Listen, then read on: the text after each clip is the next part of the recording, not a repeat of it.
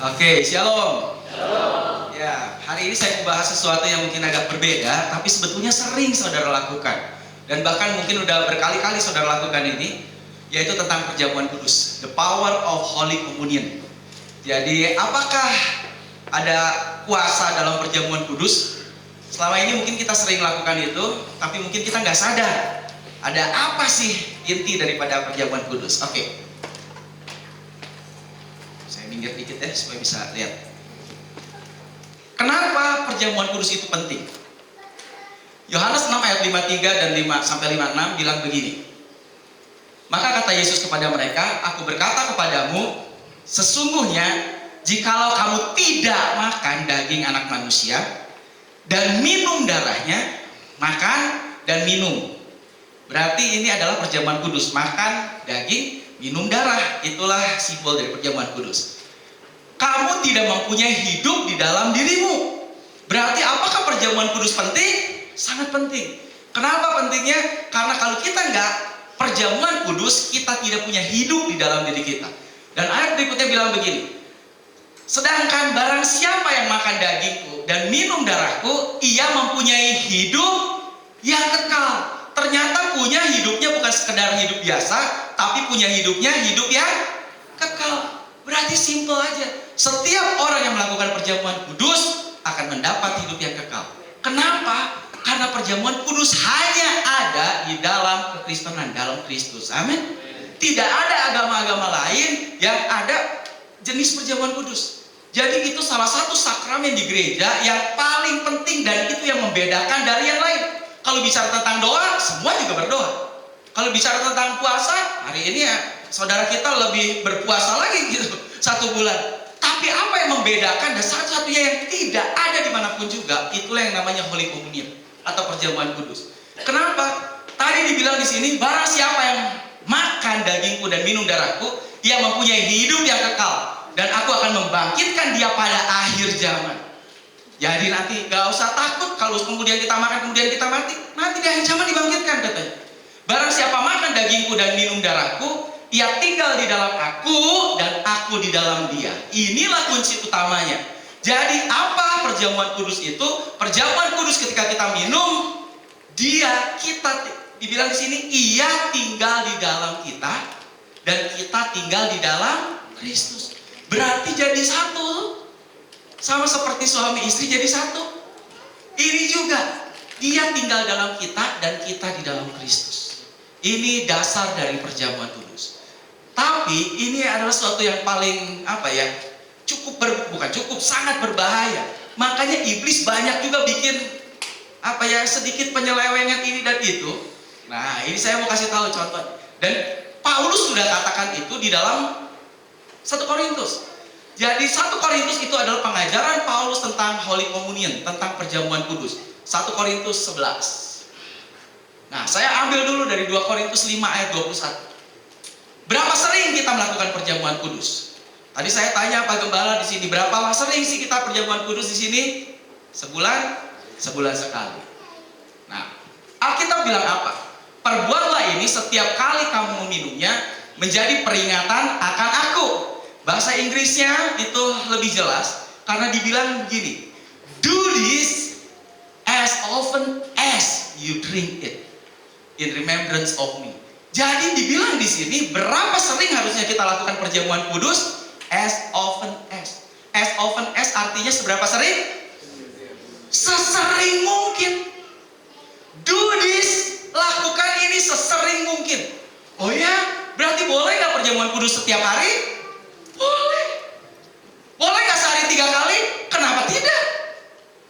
Karena ayatnya bilang lakukan ini sesering mungkin. Kenapa di gereja ada yang sebulan sekali, ada yang 3 bulan sekali? Ya nggak masalah. Seberapa sering menurut saudara? Saudara bisa lakukan itu. Lakukan itu. Jadi perjamuan kudus sesering mungkin katanya. Karena zaman dulu perjamuan kudus itu perjamuan kudus itu seperti makan biasa. Jadi kalau saudara baca murid-murid yang pertama, murid-murid Yesus, waktu itu mereka dibilang begini, setiap hari mereka kumpul dari rumah ke rumah dan mereka makan bersama pecah roti. Mereka perjamuan kudus dari rumah ke rumah, giliran. Setiap hari. Jadi berapa sering? Sesering mungkin katanya. Ini yang Paulus ajarkan. Nah, tapi ada banyak orang juga agak takut melakukan perjamuan kudus. Kenapa? Maaf, ini mungkin ada bukan pengajaran, karena dikasih tahu atau kita kurang mengerti akan arti daripada ayat ini.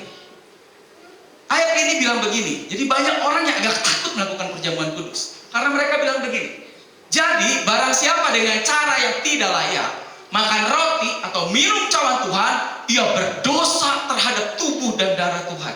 Makanya orang takut rata-rata perjamuan kudus sendiri. Aduh, enggak lah, nanti langsung pendeta aja lah. Loh, waktu itu gak ada pendetanya. Kenapa? Pendetanya Yesus sudah naik surga. Waktu itu murid-murid semua. Dan mereka lakukan itu. Nah, di sini bilang, jadi ada warningnya sepertinya. Warningnya. Tapi sebenarnya warningnya ini betul atau enggak ya kita artikan? Nah, dibilang di sini warningnya apa? Jadi barang siapa dengan cara yang tidak layak. Bukan orangnya yang tidak layak, tapi caranya. Bahasa Inggris dibilang unworthily. Mannernya. Jadi caranya, bukan orangnya. Sedangkan selama ini mungkin dikasih tahu, kalau kita tidak kudus, kalau saudara tidak kudus, hati-hati, nanti ini akan mendatangkan dosa. Saya tanya, adakah orang yang kudus? Gak ada orang yang kudus.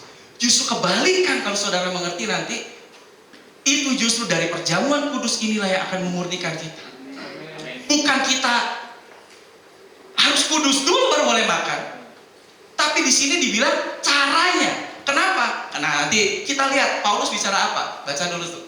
Karena itu hendaklah tiap-tiap orang menguji dirinya sendiri, dan baru sesudah itu ia makan roti dan minum dari cawan itu. Jadi ada dua hal saya mau jelaskan di sini. Ini yang biasanya orang jadi takut. Karena apa? Karena urusan tidak layak dan karena harus nguji. Nah, Paulus akan menjawab sendiri. Bible akan translate the Bible. Alkitab akan menjelaskan sendiri Alkitab. Apa arti menguji ini dan di sini? Nah, cara yang tidak layak. Kalau saudara baca semua di 1 Korintus 11, itu dikatakan begini. Sebab pada perjamuan itu, tiap-tiap orang, nah, rata-rata waktu itu apa kesalahannya gitu. Caranya, waktu itu orang makan dahulu makanannya sendiri. Sehingga yang seorang lapar, kenapa kehabisan? Yang lain mabuk katanya. Apakah kamu tidak mempunyai rumah sendiri untuk makan dan minum? Jadi, apa cara yang tidak layak? Bukan orang yang tidak layak, tapi caranya yang tidak layak. Karena waktu itu orang kumpul sama-sama, tapi kemudian mereka apa? Begitu datang, langsung diserbu makanan. Yang satu udah kekenyangan, yang satu nggak dapat, yang satu habis, dan kurang lebih begitu. Makanya dibilang lagi begini. Karena itu saudara-saudaraku, jika kamu berkumpul untuk makan, maksudnya perjamuan kudus, nantikanlah olehmu seorang akan yang lain. Kalau ada orang yang lapar, baiklah ya, makan dulu di rumah katanya. Jadi kalau dibaca konteksnya dari seluruh ayat ini, Paulus lagi bicara sebetulnya masalah caranya. Sama sekali bukan bicara tentang masalah orangnya, tapi caranya. Kenapa kamu lihat ada orang miskin waktu itu sengaja datang untuk makan dulu habis. Orang kaya waktu itu mereka sengaja bawa wine, bawa anggur lebih banyak. Akhirnya apa? Mabuk, makanya dibilang di sini. Dan Paulus begitu datang ke Korintus, dia kaget sekali, dia lihat gini, waduh, ini jemaat di Korintus kok kayak begini. Akhirnya dia menulis itu. Waktu dia pulang, dia tulis dalam surat Korintus itu. Dia kasih tahu, dengar saya ya, kalau kamu mau perjamuan kudus, kamu harus pakai cara yang layak. Worldly manner, caranya itu. Kenapa? Jangan kayak begitu. Karena waktu Paulus ikut datang ke situ, mereka bersekutu sama-sama, kaget mungkin dia. Kok begini? Ada yang mabuk, ada yang begini, ada yang begitu. Itulah. Dan kemudian tentang uji. Bukan kita menguji, artinya begini. Perjamuan kudus, ayo kita uji dulu. Apakah masih ada dosa atau enggak? Apakah masih ada yang tersembunyi? Pertanyaannya, kalau kita lupa, apakah itu yang dimaksud dengan menguji diri kita? Lihat, Paulus menerjemahkan lagi di Korintus, di surat yang sama dia bilang, apa yang harus diuji sebelum kita melakukan perjamuan kudus? Dibilang di sini, ujilah dirimu sendiri. Apa yang harus diuji? Apakah kamu tetap tegak di dalam iman? Selidikilah dirimu. Kamu cek. Apa yang kamu cek? Apakah kamu tetap percaya katanya. Itu yang harus diuji. Ayat berikutnya sambungannya bilang begini. Apakah kamu tidak yakin? Inilah yang harus diuji. Makanya diuji, kamu yakin nggak? Yakin apa? Apakah kamu tidak yakin akan dirimu bahwa Kristus Yesus ada di dalam diri kamu? Tadi di ayat yang pertama yang saya baca, saya katakan begini, bahwa perjamuan kudus itu hanya ada di dalam kekristenan. Karena perjamuan kudus ini, waduh, luar biasa sekali. Karena simbol dari perjamuan kudus adalah Kristus tinggal di dalam kita dan kita di dalam Kristus. Makanya sebelum kita makan perjamuan kudus, Paulus bilang uji dulu. Ujinya adalah apa? Kamu sadari katanya. Apakah kamu masih yakin atau enggak Kristus masih ada di dalam kamu atau tidak? Amin. Ini yang harus diuji. Kamu uji, kamu masih yakin nggak Kristus ada dalam kamu? Kalau kamu nggak yakin Kristus ada dalam kamu, jangan perjamuan kudus. Karena perjamuan kudus itu adalah kamu akan makan Kristus dan Kristus akan tinggal dalam kamu dan kamu di dalam Kristus. Makanya uji dulu. Jadi ujilah aku Tuhan, gitu kan. Selidiki batinku dan hatiku. Itu bukan masalah kita selidiki dan uji tentang dosa. Itu di perjanjian lama, tapi di perjanjian baru, uji adalah apakah kamu tetap percaya, apakah kamu yakin. Kalau kamu tidak yakin katanya bahwa Kristus ada dalam kamu, apa hasilnya? Sebab jika tidak demikian, kamu tidak tahan uji. Makanya yang harus diuji adalah seberapa kita tetap percaya Kristus ada dalam kita. Inilah kunci utama. Dan perjamuan kudus sekali lagi, Kristus di dalam kita. Jadi, perjamuan kudus bukan sekedar makan-makan. Memang waktu itu makan kenyang. Contohnya perjamuan kudus yang Yesus lakukan, perjamuan terakhir mereka makan sampai kenyang. Tapi sekarang masing-masing kan punya rumah sendiri kan gitu. Boleh juga kalau gereja mengadakan makan sampai kenyang, why not gitu. Tapi kan sekarang ribet lah gitu. Jadi makanya akhirnya terjadi banyak hal gitu. Tapi inti dari perjamuan kudus yang sesungguhnya itu bukan cuma masalah roti yang dimakan atau anggur, dan bukan masalah begini apakah anggurnya itu boleh sirup atau wine atau apa boleh mengandung alkohol atau enggak, rotinya seperti apa, kalau roti tawar boleh enggak, apa segala, bukan masalah itu. Inti perjamuan kudus adalah esensinya adalah what it really is. Apa sih sesungguhnya? Itu adalah masalah Yesus yang mau masuk dalam tubuh kita. Amin. Itulah inti dari perjamuan kudus. Makanya Yohanes 6 ayat 57-58. Sama seperti Bapa yang hidup mengutus aku hidup oleh Bapa. Demikian juga barang siapa yang memakan aku, siapa yang melakukan perjamuan kudus, akan hidup oleh aku. Jadi siapa yang makan akan hidup. Tadi dari awal saya udah baca ayat yang pertama itu. Perjamuan kudus bikin kita hidup. Dan bahkan kita memperoleh hidup yang kekal. Dan barang siapa yang makan aku akan hidup oleh aku. Inilah roti yang telah turun dari surga. Bukan roti seperti yang dimakan nenek moyangmu. Dan mereka telah mati. Orang makan roti mati. Tapi barang siapa makan roti ini, yang sebentar nanti kita akan praktek. Siapa yang makan roti itu akan hidup berapa lama? Selama-lamanya. Jadi di dalam perjamuan kudus ada kehidupan. Dan kata hidup di situ, di dalam bahasa perjanjian baru, itu ditulis dalam bahasa Yunani, kata hidup itu sebetulnya ada 3 jenis. Bios, psuke, sama zoe. Sayangnya dalam bahasa Indonesia 3 jenis ini meskipun beda tulisannya di dalam perjanjian baru, semua diterjemahkan dalam kata hidup. Nah, kata hidup di sini, hidup selama-lamanya dibilang pakai kata zoe. Apa sih bedanya ini? Dalam bahasa Yunani, sedikit aja. Dari kata bio ini artinya badan, tubuh. Makanya ada pelajaran biologi.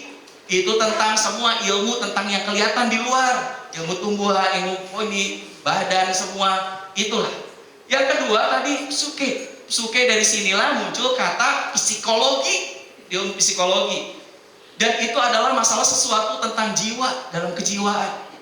Dan banyak orang mereka hidup, tapi cuma hidup dalam bios. Hidup kelihatannya hidup, tapi ada orang gila tuh. Orang gila kenapa? Ininya bermasalah. Ada banyak orang stres. Apa yang bermasalah? Ininya bermasalah. Jadi banyak orang akhirnya seperti katanya hidup tapi tidak hidup. Kenapa? Karena hidup bisa dibagi tiga. Hidup cuma tubuhnya doang gitu. Atau hidup jiwanya juga segar, sehat, nggak stres. Dan ada satu lagi hidup yang dimaksud, yang ditulis tadi di Alkitab, itulah hidup di dalam roh. Jadi kalau kita makan perjamuan kudus, apa yang Tuhan akan pulihkan? Saya percaya Tuhan akan memulihkan seluruh kehidupan kita. Amin. Tubuh saudara akan kuat, pikiran saudara, stres saudara akan hilang. Kalau kita percaya, tadi makanya waktu ujilah iman saudara. Percaya nggak Yesus dalam kita?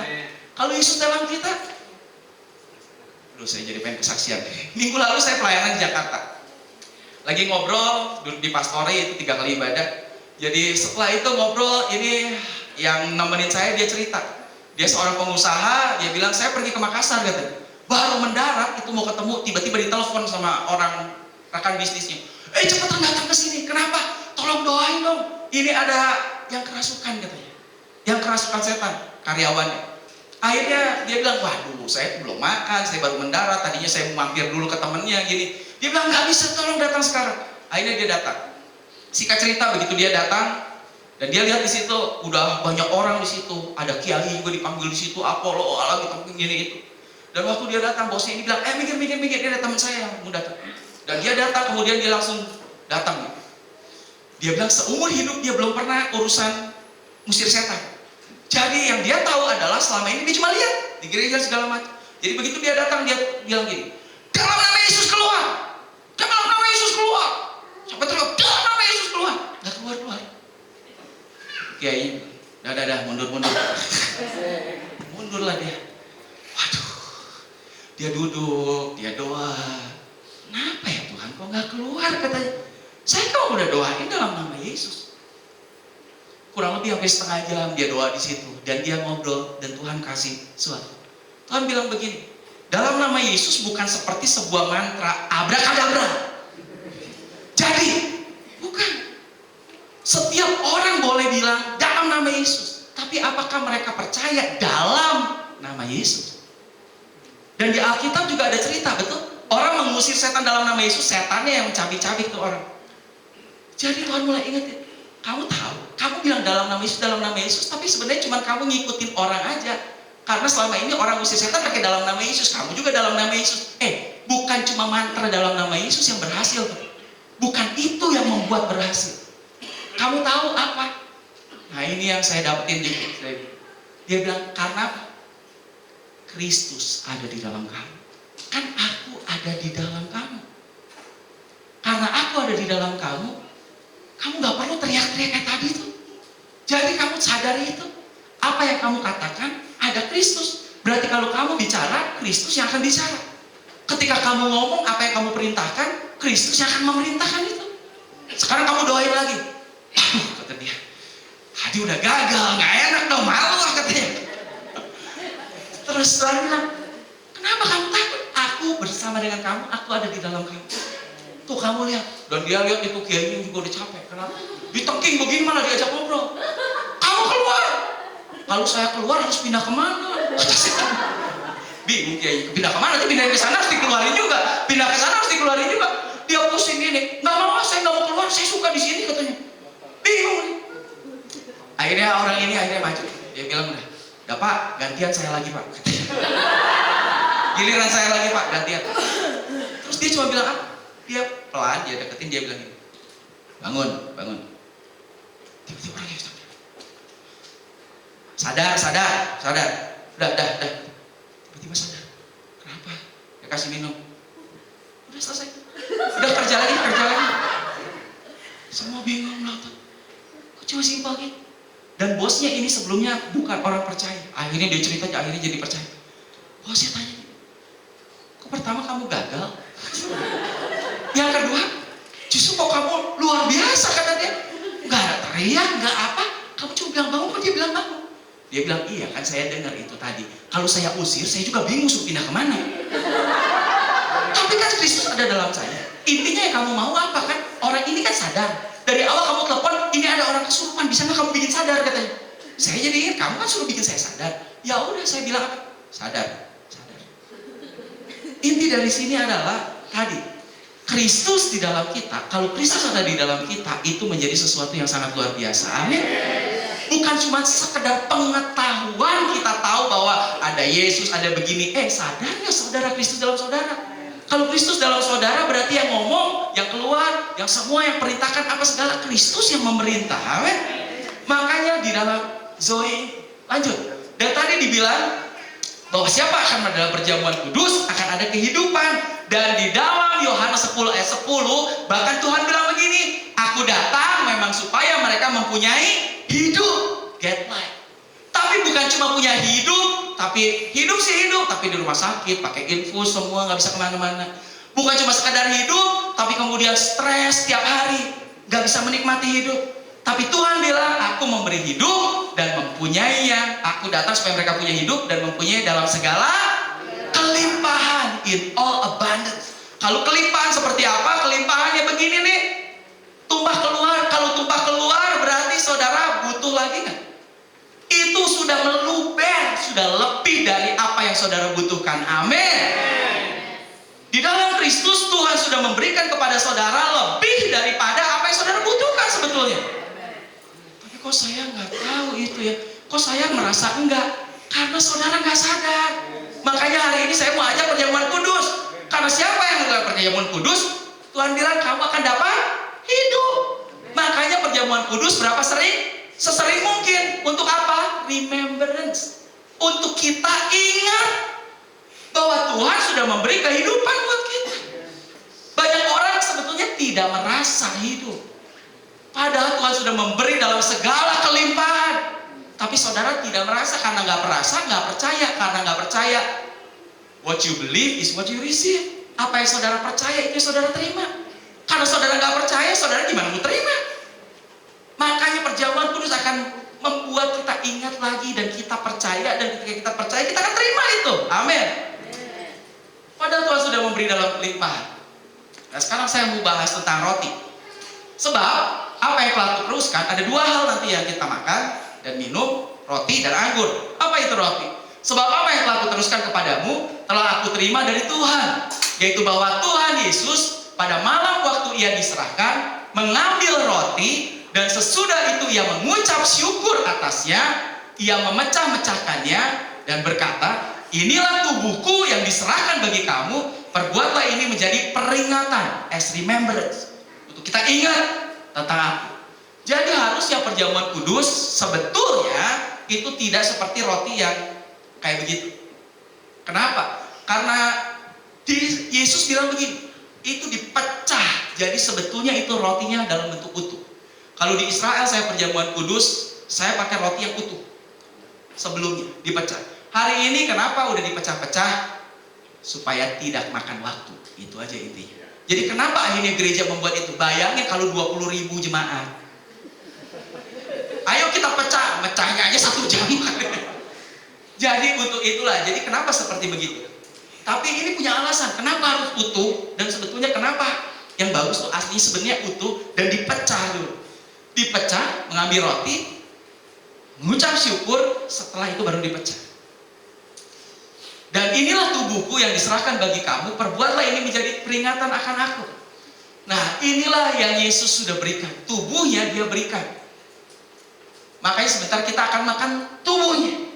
Nah, seperti apa sih tadi bicara tentang roti lagi? Rotinya dipakai roti yang tidak beragi. Kenapa? Ragi, kalau di Alkitab selalu konsisten. Selalu dibilang ragi adalah kecemaran. Atau itu adalah kayak makanya, hai kamu ragi orang Farisi kan. Itu pengajarannya tidak benar atau apa, jadi tidak murni lah gitu. Jadi makanya roti yang dipakai adalah roti yang murni, roti yang tidak beragi. Dan jenis roti yang tidak beragi mungkin seperti begini. Kalau ini roti yang beragi. Nah, kalau dilihat roti yang tidak beragi, kalau saudara pergi ke Israel, ke Garden Tomb, di tempat Yesus mati, di kuburan Yesus, itu selalu orang perjamuan kudus di situ. Dan mereka selalu makan rotinya, jenis rotinya untuk perjamuan kudus adalah roti jenis yang seperti begini. Ya kalau di sini kayak apa ya, kue asin pongguan kali itu. Mirip kayak begitu. Tapi kalau saudara perhatikan, ada 3 ciri utama di dalam roti itu. Dan 3 ciri utama itu sebetulnya Yesus menggenapi semuanya. Makanya kenapa bentuknya harus begini. Yang pertama, kalau saudara lihat di situ, Ini roti bukan digoreng. Ini roti bukan di oven. Tapi ini roti dibakar. Tahu dari mana? Lihat ini makanya gosongnya nggak rata. Karena ini roti dibakar, dipanggang di atas api. Cara bikin rotinya begitu. Yang kedua, apa cirinya? Kelihatan dong. Bolong-bolong ya. Lobang-lobang semua. Yang ketiga cirinya, lobangnya ini bikin alur, bikin pattern, bikin garis atau garis. Kenapa begini? Karena Yesus menggenapi semuanya. Satu, tadi saya gambarkan begini. Yesus memberikan tubuhnya buat kita. Dia mati di salib, dia gantikan kita, memberikan tubuhnya, dan inilah tubuhnya. Jadi rotinya itu adalah simbol seperti tubuhnya. Apa yang Yesus lakukan terhadap tubuhnya waktu dia disalib? Yang pertama, Yesus mati, dan harusnya kita yang mati. Kenapa? Karena upah dosa adalah maut. Dan kalau maut, ujungnya ada di mana? Di neraka. Dan di neraka apa yang dilakukan di sana? Ada apa? Kita bilang ada api. Makanya dibakar. Jadi waktu Yesus mati, dia tanggung upah dosa adalah maut sampai dibakar. Makanya kenapa tubuhnya, kalau dilihat simbolnya, itu rotinya dibakar. Bukan di oven, bukan dikukus, tapi dibakar. Yesus sudah mati dan dia tanggung dosa. Dia kalahkan maut, dia menang atas maut, dia dibakar di neraka sepertinya begitu, tapi dia nggak dibakar karena dia menang itu. Dan itulah simbolnya dia berikan buat kita. Yang kedua, kenapa ini ada lubang-lubang? Sekali lagi Yesus berikan seperti tubuhnya. Karena waktu Yesus mati, kondisi tubuhnya itu hampir mirip dengan kondisi ini, roti. Kenapa? Lubang-lubang. Kenapa bisa lubang-lubang? Karena sebelumnya Yesus dicambuk. Dan kurang lebih jenis cambuknya itu kayak begini. Setiap ujungnya, ini cambuk orang Roma, itu ada bola-bola besi.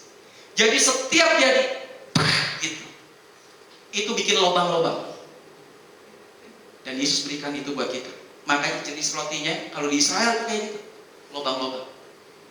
Yang ketiga, kenapa bisa beralur? Karena tadi dilihat di sini ini tali. Jadi waktu dicambuk, kemudian tali. Cambuk itu bikin stripes, bikin garis-garis. Makanya rotinya ada polanya tadi kayak garis-garis. Dan stripes bahasa Indonesia kurang bagus, karena di 1 Petrus kita bisa ngerti lebih dalam lagi. Dibilang di sini, ia sendiri telah memikul dosa kita di dalam tubuhnya, di kayu salib, supaya kita yang telah mati terhadap dosa hidup untuk kebenaran. Oleh bilur-bilurnya kamu telah sembuh. Bahasa Indonesia menerjemahkan cuma pakai bilur-bilur. Bilur apa ya? Luka-luka, lebam-lebam begitu. Padahal bahasa Inggrisnya itu jelas di situ pakai bilang apa? By his stripes. Oleh setiap garisannya itu kamu sudah sembuh. Ini past tense. Tapi ada R. Jadi apa tensisnya? Ada banyak guru di sini. Present apa ya?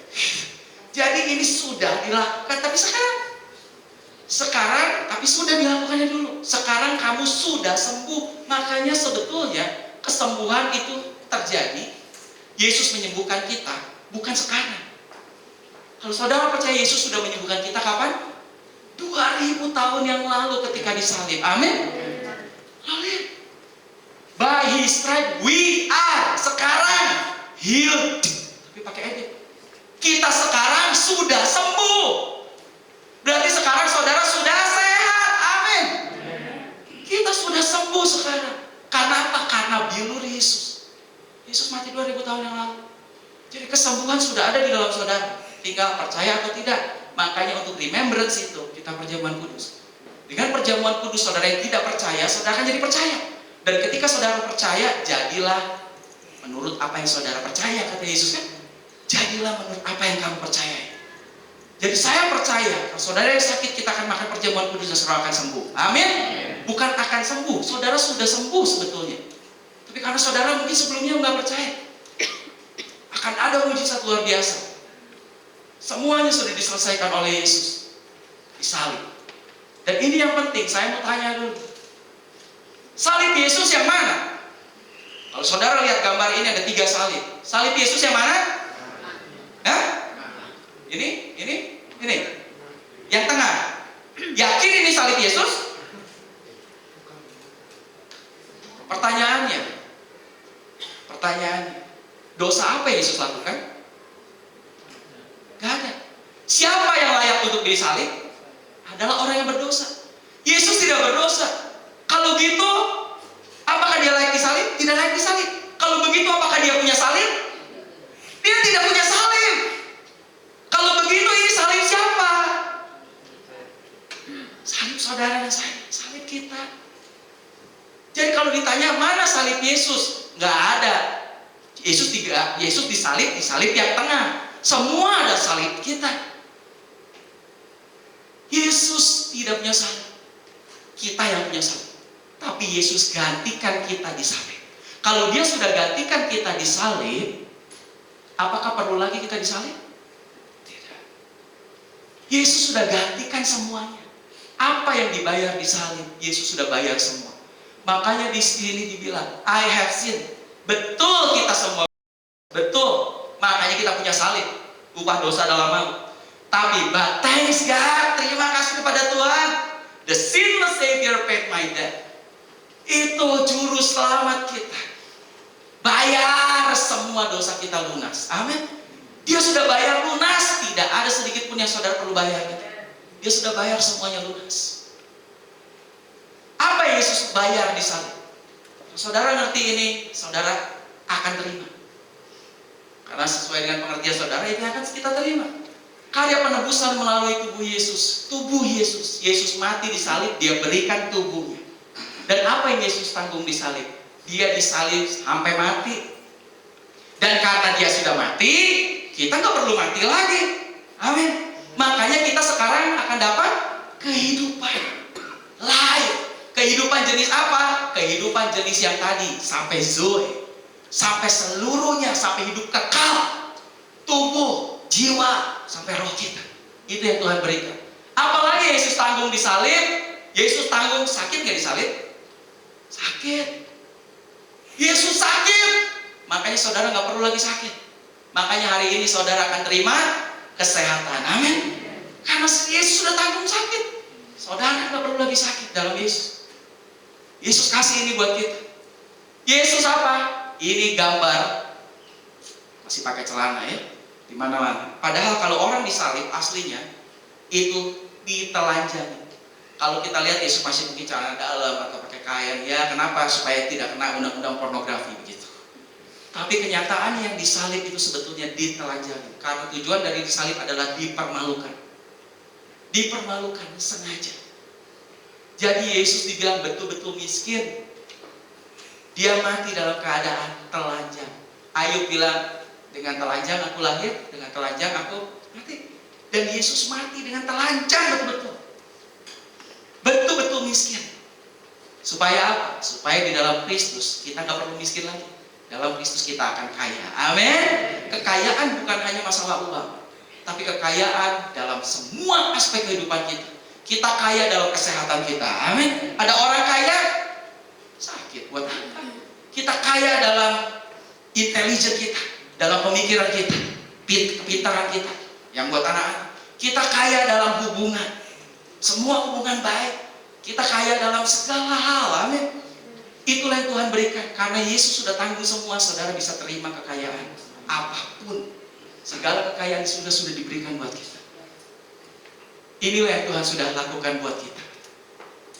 Jadi, Kristus, apalagi yang Yesus lakukan di salib? Kristus telah menebus kita dari kutuk hukum Taurat dengan jalan menjadi kutuk karena kita. Sebab ada tertulis, terkutuklah orang yang digantung pada kayu salib. Dan Yesus Kristus telah membuat ini. Jadi yang digantung pada kayu salib itu dikutuk. Dan karena Yesus memang setiap yang digantung harusnya dikutuk. Karena kita berdosa harusnya kita dikutuk. Tapi kan Yesus Yesus yang gantiin kita. Berarti kalau Yesus sudah gantiin, dia sudah bayar semua kutuk. Dia yang bayar. Karena itu tidak ada hari ini saudara perlu terima kutuk. Karena itu hari ini saudara jangan pernah percaya tentang kutuk apapun juga. Amin. Saudara sudah bebas dari semua kutuk. Kenapa? Yesus kan yang udah tanggung semua. Kematian dia tanggung, kesakitan dia tanggung, kemiskinan dia tanggung, kutuk juga dia tanggung. Terkutuk yang digantung pada kayu salib dan Yesus tanggung itu. Dan karena itu dulu saya, nah kita tahu bahwa apa? Breaking curse, releasing blessing. Tuhan sudah patahkan semua kutuk. Tidak ada lagi kutuk dalam saudara. Tapi buktinya karena apa? Karena mungkin buku-buku saudara yang saudara baca dulu nggak benar. Ini contoh koleksi buku-buku saya. Saya buang semua sejak saya ngerti.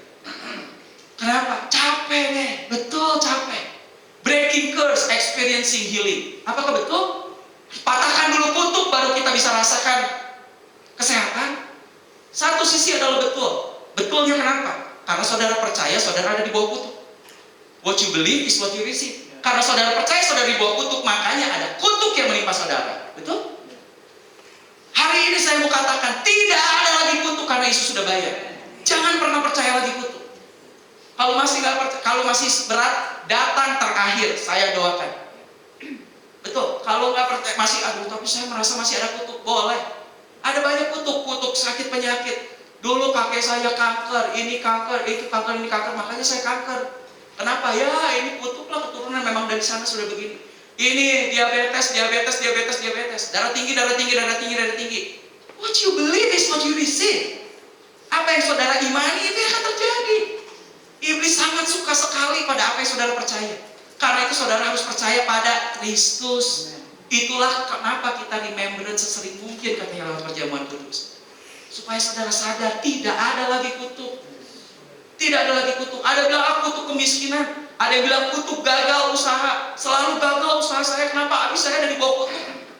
Gagal gini. Ya karena saudara percaya. Karena saudara percaya makanya saudara di bawah kutuk. Saudara tidak percaya saudara tidak ada di bawah kutuk. Kristus sudah merdekakan kita.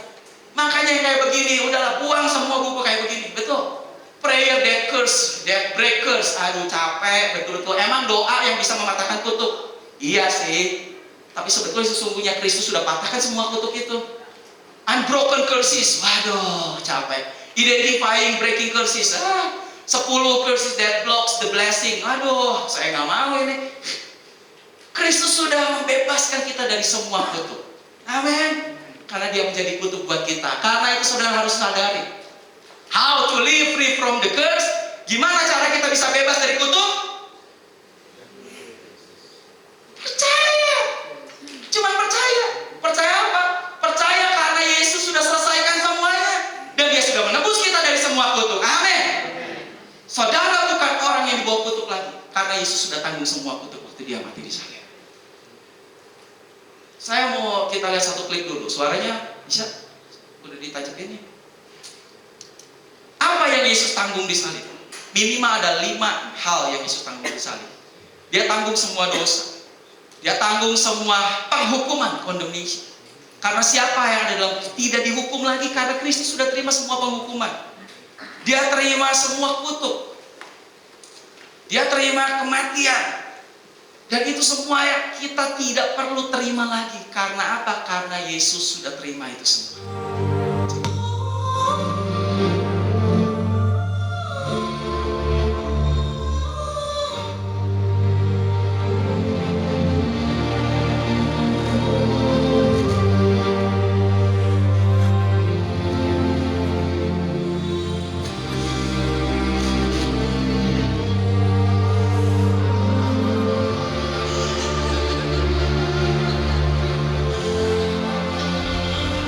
Father,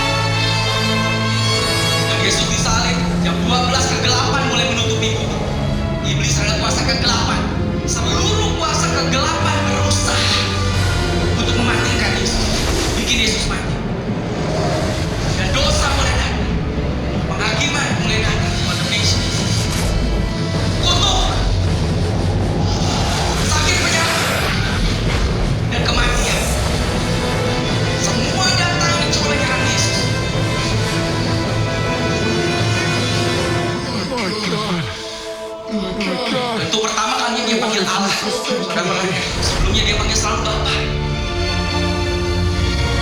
Karena Bapak malaikat, karena dia tanggung semua dosa.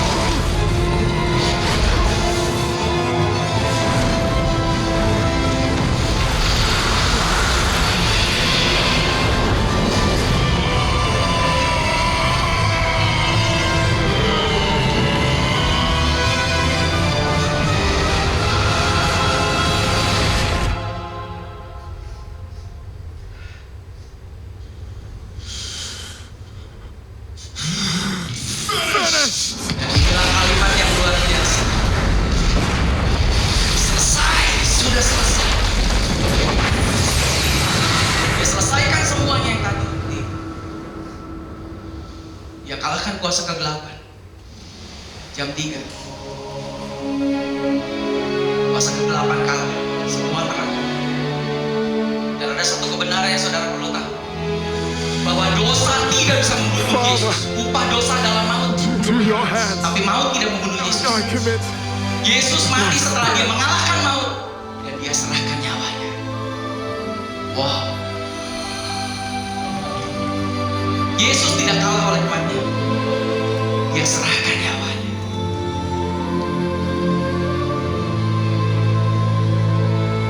Makanya dia bilang, siapa yang di dalam Yesus, kita akan punya hidup. Sekalipun mati akan dibangkitkan waktu akhir zaman. Hidup. Sekarang kita bahas tentang cawan. Itulah tubuh Yesus yang sudah Yesus berikan buat kita. Dia tanggung semuanya. 1 Korintus 11 ayat 23. Demikian juga yang mengambil cawan sesudah makan, makanya makan dulu nanti baru minum cawan. Lalu berkata, cawan ini adalah perjanjian baru yang dimeteraikan oleh darahku. Kita hari ini hidup di dalam perjanjian yang baru, kita tidak hidup di dalam perjanjian yang lama. Karena semua perjanjian yang lama itu memang harus ada darah. Tapi darah Yesus satu kali untuk selamanya. Amin. Makanya ada darah Yesus, darah yang kekal. Sebab setiap kali kamu makan roti ini dan minum cawan ini, kamu memberitakan kematian Tuhan sampai Dia datang. Cawan yang nanti kita akan minum, itu adalah simbol daripada darah. Itu adalah darah Yesus. Dan di Ibrani 9 ayat 22 dikatakan begini. Dan hampir segala sesuatu disucikan, memang menurut hukum Taurat, dengan darah. Dan tanpa penumpahan darah, tidak ada pengampunan. Dulu segala sesuatu disucikan oleh darah. Jadi darah adalah simbol dari penyucian. Kalau dulu orang mau bait Allah waktu itu, begitu dibuka, darah dipotong, dikorban, dipercik. Imam besar masuk ke ruang makmur, itu dipercik. Tabut perjanjian, dipercik darah. Mezbah korban bakaran, dipercik darah. Semua dipercik darah. Jadi darah adalah simbol dari katanya, segala sesuatu disucikan lewat darah. Itu di perjanjian lama menurut hukum Taurat. Dan tanpa penumpahan darah tidak ada pengampunan. Tanpa penumpahan darah tidak ada pengampunan. Dan kabar baiknya kita hidup di perjanjian baru. Efesus 1 ayat 7 bilang apa? Sebab di dalam Yesus, dalam Dia dan oleh darahnya, akhirnya kita beroleh penebusan, yaitu pengampunan dosa. Tanpa penumpahan darah tidak ada pengampunan dosa. Dengan penumpahan darah ada pengampunan dosa. Dan Yesus mati satu kali 2000 tahun yang lalu. Gara-gara Yesus, oleh darah kita dapat penebusan dan pengampunan dosa.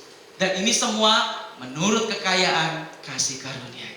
Bukan berdasarkan apa yang kita lakukan. Kita dimurnikan berdasarkan kasih karunia lewat darah Yesus. Kita tidak bisa mengampuni sedikit pun dari dosa yang kita lakukan. Betul?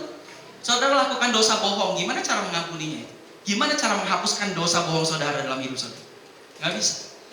Semua karena kasih karunia Tuhan, Dia sudah kasih darahnya. Ketika kita percaya kepada darahnya yang menyucikan, itulah yang membuat kehidupan kita disucikan. Amin. Itulah darah.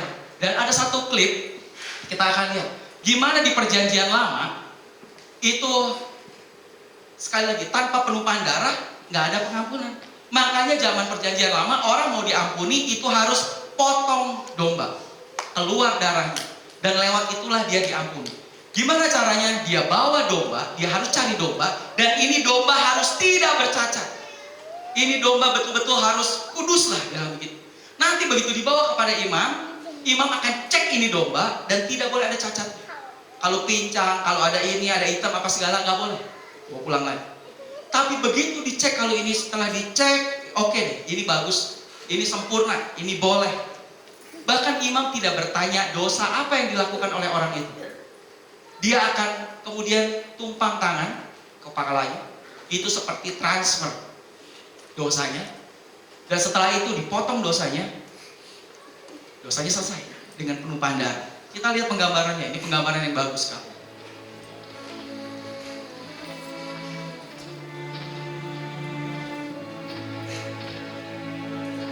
Imam ini nggak tanya dosa orang ini apa. Yang dia cek adalah dombanya, dikerasin sedikit. For defects, blemishes, alright, approved. The offerer lays his hands. Lagi dia tumpang Picture of Jesus, the Lamb of God who takes away our sin. dan dia seperti transfer semua dosanya, dipindahkan kepada domba yang sempurna. All his sins transferred to the Lamb. The Dan Lamb's justru righteousness dosa is now domba yang transferred. sempurna ini mentransfer balik semua kekudusan. Dan Yesus adalah anak domba Allah. Kenapa istilahnya? Dia cukup mati satu kali. Kalau dulu setiap kali orang berdosa harus cari domba. Dan ketika domba itu mati, dengan penumpahan darah ada pengampunan. He walks away with something he never had before. The favor, the blessings, and the grace of God. Dan dia sekarang terima semua berkat-berkat Tuhan.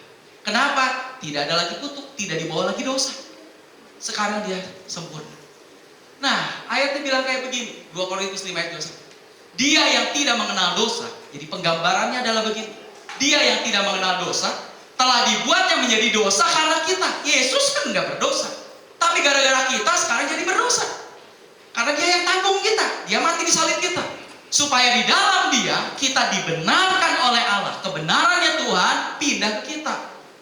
Bahasa Inggrisnya lebih bagus. God, berarti Allah Bapa, made him, Yesus. Bikin Yesus, who had no sin, to be sin for us. Yesus yang tidak punya dosa, sekarang menjadi berdosa. Supaya apa Yesus kok jadi berdosa?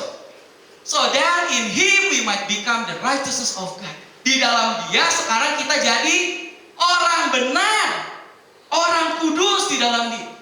Inilah intinya dari kematian Yesus. Ini yang disebut dengan the great double exchange of justification. Inilah kenapa kita bisa dimurnikan hari ini. Kenapa? Karena dosa kita ditransfer kepada Yesus. Dan kekudusan Yesus ditransfer kepada kita. Ketika kita percaya, dosa kita diambil, kekudusan Yesus ada dalam kita.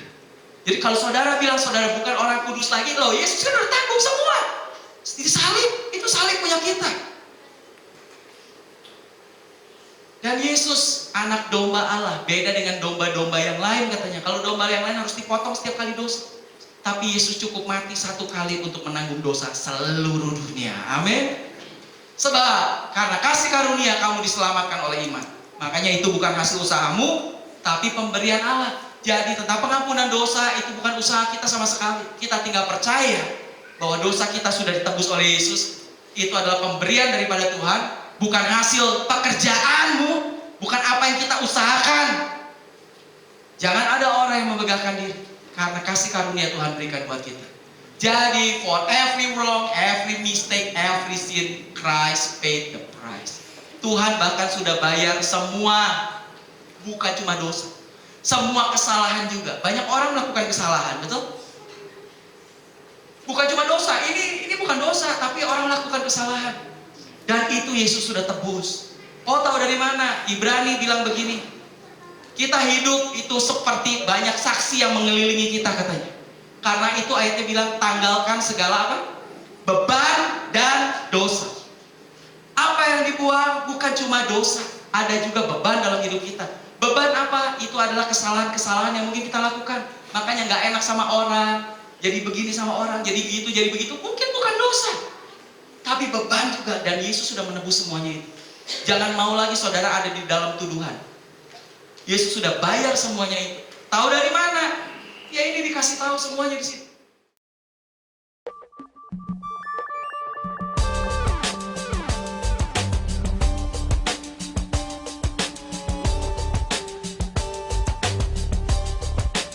If we say we have no sin, we deceive ourselves and the truth is not in us.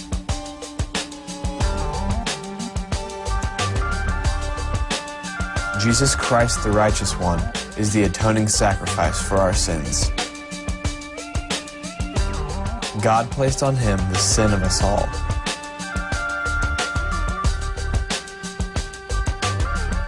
So that he could justify the sins of the whole world.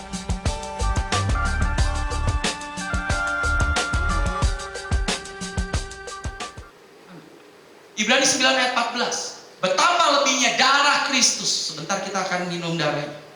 Darah Kristus menyucikan hati nurani kita dari perbuatan yang sia-sia. Bukan cuma dari dosa, tapi dari perbuatan yang sia-sia. Banyak orang lakukan perbuatan yang mau ngapain sih lakukan itu? Bukan dosa, tapi perbuatan yang sia-sia. Atau perbuatan jadi salah. Kesalahan. Dan Yesus menebus itu. Dimulai dari mana? Dari hati nurani dulu. Menyucikan hati nurani. Makanya ketika kita minum ini, kenapa orang bisa jadi tambah kudus? Sebetulnya kita sudah kudus, tapi perbuatan kita jadi lebih baik. Lebih baik, lebih baik. Inilah dari beban dan dosa. Karena 1 Yohanes 1 ayat 7 bilang, dan darah Yesus anaknya itu menyucikan kita daripada segala dosa. 2 hal menyucikan. Darah Yesus menyucikan kita dari apa? Perbuatan yang sia-sia dan segala dosa. Beban dan dosa. Makanya every mistake, setiap kesalahan, setiap apapun, setiap perbuatan sia-sia, Yesus sudah tebus. Segala perkataan sia-sia, makanya jangan mau lagi ditakutin. Nanti perkataan sia-sia kita harus dipertanggungjawabkan di surga. Betul. Tapi Yesus bahkan sudah tebus perkataan sia-sia saudara. Amin. Semua perbuatan sia-sia, perkataan sia-sia, Yesus sudah tebus semuanya itu. Makanya Yesus minum cawan murka ini. Sekiranya cawan ini kalau bisa berlalu, tapi Yesus minum sampai tetes terakhir. Supaya apa? Kita terima berkat sampai tetes terakhir. Amin. Dan darah Yesus tercurah itu nggak gampang. Karena darah harus tercurah, berarti ada sesuatu yang harus terluka, harus dilukai, harus ada sesuatu sampai mencucurkan darah. Dan harga yang Yesus bayar sangat mahal. Sebetulnya dia tidak layak lakukan ini. Kenapa? Karena dia tidak berdosa. Tapi Yesus bilang apa? Yesus yang tanda tangan. This is your sin. Dosa ini adalah dosamu. Salib ini salib kamu sebetulnya. That I willingly took upon myself. Tapi dengan rela hati aku ambil. Sebetulnya punya kamu, tapi aku ambil. Kenapa? This is how much I love you. Ini sebagai tanda betapa aku mengasihimu. Makanya aku ambil ini. Ayat-ayat dua terakhir, 1 Korintus 10. Bukankah cawan pengucapan syukur yang atasnya kita ucapkan syukur adalah persekutuan dengan darah Kristus? Setiap kali biasanya kita minum, biasanya hamba Tuhan bilang begitu. Bukankah darah ini adalah persekutuan dengan darah Kristus? Bukankah roti yang kita pecah-pecahkan adalah persekutuan dengan tubuh Kristus? Saya mau highlight satu kata persekutuan ini. Karena di dalam bahasa aslinya itu pakai kata unity. Bersatu. Bukankah ketika kita makan tubuh dan darah itu, kita akan bersatu dengan Kristus? Kalau bersatu menjadi satu, berarti makanya Kristus di dalam kita, kita di dalam Kristus. Hidupku bukannya aku lagi, tapi Kristus yang hidup dalam. Betul-betul. Dan kita juga hidup di dalam Kristus. Kalau sekarang ini Kristus, siapa yang bisa melawan? Amin. Makanya ayat adalah siapa yang dapat lawan kita? Kenapa? Ini Kristus.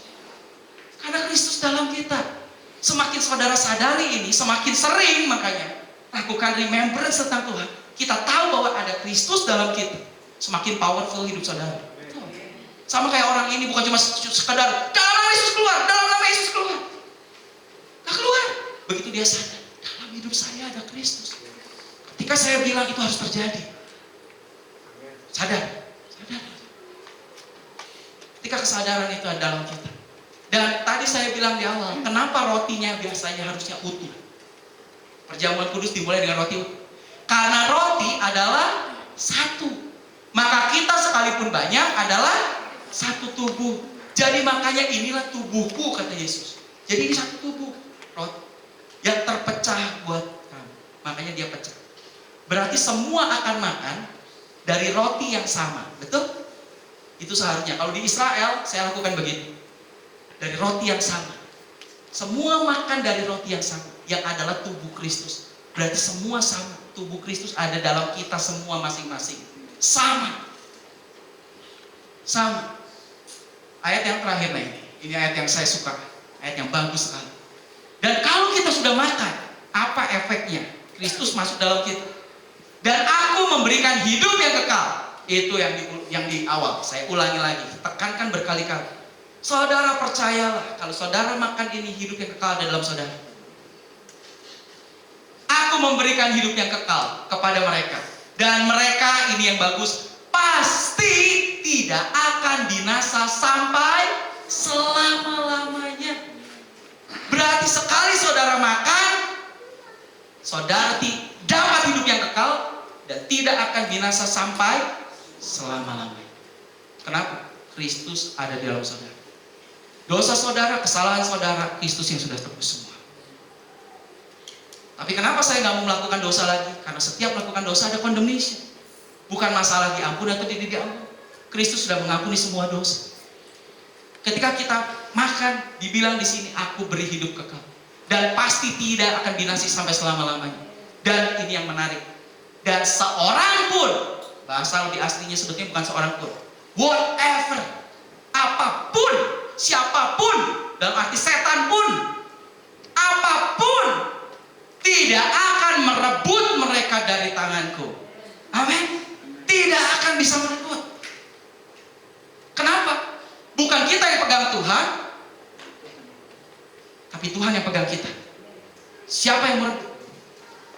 Sekali kita bersatu dengan Tuhan, gak ada yang bisa rebut.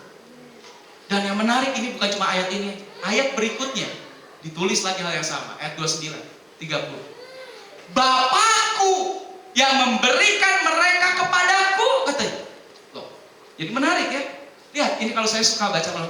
Lihat, aku memberikan hidup kekal kepada mereka. Gak ada yang bisa rebut dari tanganku. Jadi kita ada di dalam tangan Yesus.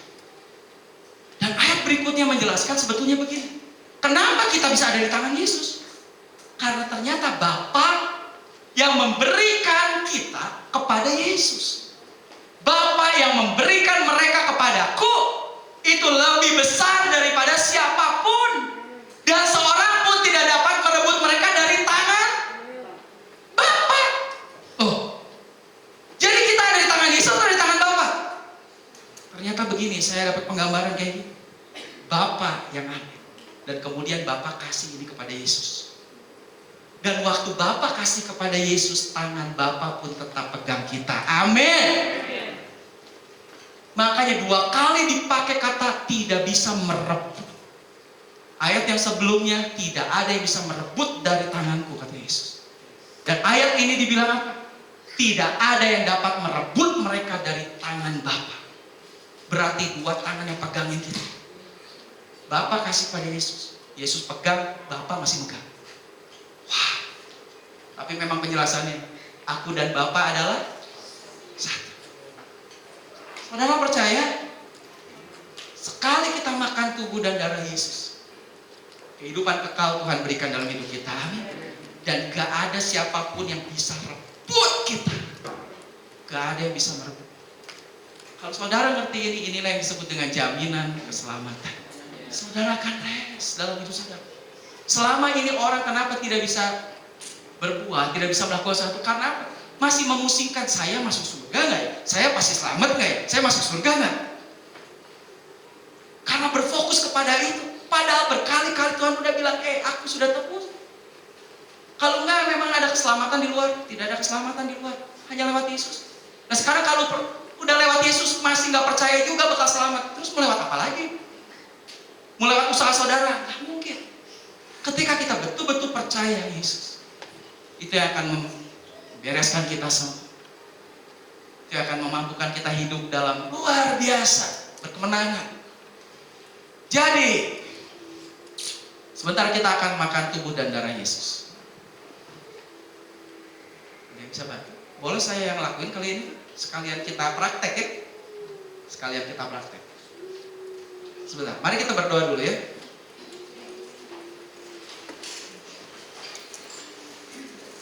Terima kasih Yesus atas kematian-Mu di salib untuk menebus dosa kami. Dan lewat kematian-Mu di salib Kau memberikan tubuh-Mu bagi kami dan darah-Mu yang tercurah juga bagi kami Tuhan. Karena itu Tuhan, ada roti Tuhan. Kami mau mengucap syukur atas roti ini yang sudah terpecah bagi kami. Satu tubuh dari Engkau yang sudah terpecah bagi kami semua. Terima kasih Bapa untuk tubuh-Mu ini Tuhan. Dan sebentar tubuh dan darah-Mu ini akan masuk dalam tubuh kami. Kami bersyukur Tuhan, kami berterima kasih dan kami mau percaya hidup kami ada di dalam dan Kau ada di dalam kami. Terima kasih Tuhan. Dalam nama Yesus kami berdoa. Amin. Oke, bisa bantu bagi? Sampai saya jelaskan lagi. Sebentar kita akan makan tubuh dan darah Yesus. Boleh Pak? Sini. Jadi kesimpulan. Ini gambar ini adalah kesimpulan. Apa simbol dari darah dan tubuh? Tadi saya udah bahas tubuh. Dibilang di sini the body. Tubuh give us health and wealth while we are on earth. Ketika saudara makan tubuh ini, percayalah bahwa Tuhan berikan kehidupan. Amin. Kehidupan dalam segala aspek kehidupan. Tubuh, jiwa, dan roh. Kehidupan saudara, tubuh saudara yang sakit, saudara akan sembuh. Amin. Karena ada kesembuhan. Sebentar saudara makan ini, saudara percaya itu. Karena kesembuhan sudah ada sebetulnya. Tapi mungkin saudara belum percaya. Hari ini ketika saudara percaya itu, makanya apa yang harus kita uji? Bukan cari-cari dosa dalam kita. Aduh dosa apa lagi yang belum minta ampun? Aduh dosa apa lagi? Bukan. Tapi ujilah apakah kau percaya bahwa aku ada di dalam kamu. Ujilah. Ujilah itu. Ketika kita percaya Yesus dalam kita, apakah Yesus bisa sakit? Tidak bisa sakit. Saya bilang dalam hidup saya, sepanjang hidup saya sakit tidak boleh ada. Saya percaya begitu. Urusan nanti kalau sakit dan belakangan, ya minimal percaya dulu dong. Kalau saudara belum apa-apa, aduh kayaknya ini sakit dong. Dan saya lihat ketika saya percaya, hidup saya jauh lebih sehat. Betul. Saya keliling sana sini, waduh capeknya gak ketulungan. Khotbah kadang satu hari 5 kali. Tuhan kasih kekuatan pulang fresh, betul-betul. Saya bilang saya punya kekuatan. Kaleb bilang umur 80, aku punya kekuatan yang sama seperti aku umur 40 tahun. Tuh, saya bilang saya punya kekuatan yang sama. Itulah tubuh kita. Tubuh kita unlimited. Memang di dunia ini ada batasnya. Tapi di dalam Kristus, karena Kristus yang menciptakan tubuh kita tidak terbatas. Tuhan akan kasih kekuatan supranatural dalam hidup kita. Amin. Kepintaran juga begitu. Hikmat juga begitu. Tuhan akan kasih semuanya itu dalam hidup kita. Ketika kita percaya, itulah kuasa daripada tubuh Kristus. Tuhan akan kasih kesehatan. Tuhan akan kasih kekayaan dalam segala hal. Dan apa arti daripada darah Yesus? Tanpa penumpahan darah, tadi saya katakan, tidak ada dosa. Karena darah sudah dicurahkan 2000 tahun yang lalu. Dan itu adalah darah domba Allah yang kekal. Rotinya habis. Nanti saya ambil sendiri, gak apa-apa. Santai.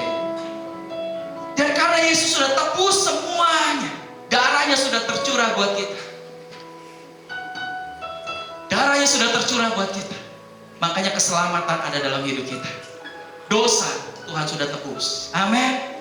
Dosa dan semua kesalahan-kesalahan saudara lakukan Tuhan sudah tebus. Sebelum kita makan darah ini, saya minta lampunya agak diredupkan. Kita akan lihat satu klip.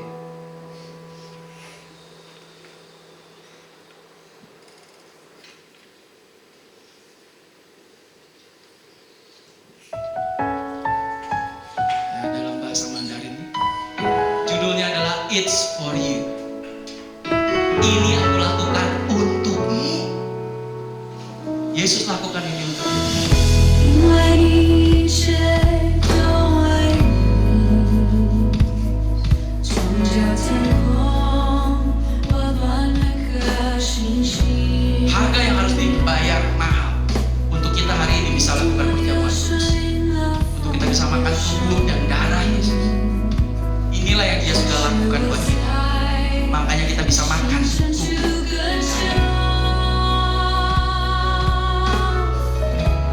在你哭泣疼痛的时候，我在这里 Apa yang harus kita lakukan? Bersyukur. Makanya Yesus memecah roti dan kemudian kita bersyukur. 在你左 Puji, apakah kita percaya Yesus adalah Tuhan? 我都为这样陪着你，我曾爱着你，你在我的心中是永远的喜悦。我说我爱你。 我会一直这样陪着你。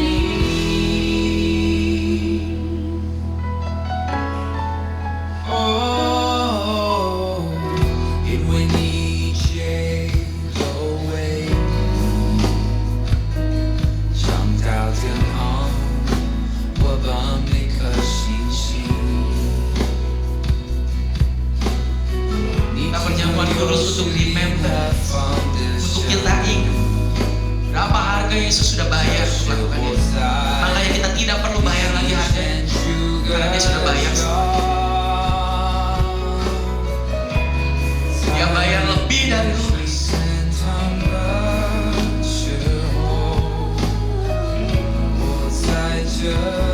Oleh bilurnya kita sudah sembuh.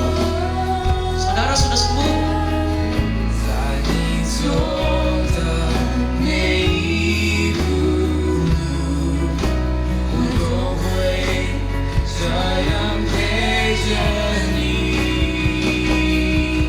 我曾爱着你，你在我的心中是永远的喜悦。我说我爱你，我会一直这样陪着你。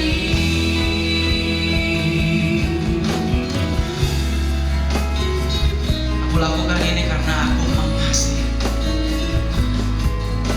Tanpa penumpahan darah tidak ada pengampunan dosa. Segala sesuatu disucikan karena darah itu. Kalau darah itu masuk dalam hidup kita, Dia sanggup menyucikan kita selama-lamanya. Berikan kehidupan kekal buat kita. 我曾 Darah yang sangat mahal. 爱着你，你在我的心中是永远的喜悦。我说我爱你，我会一直这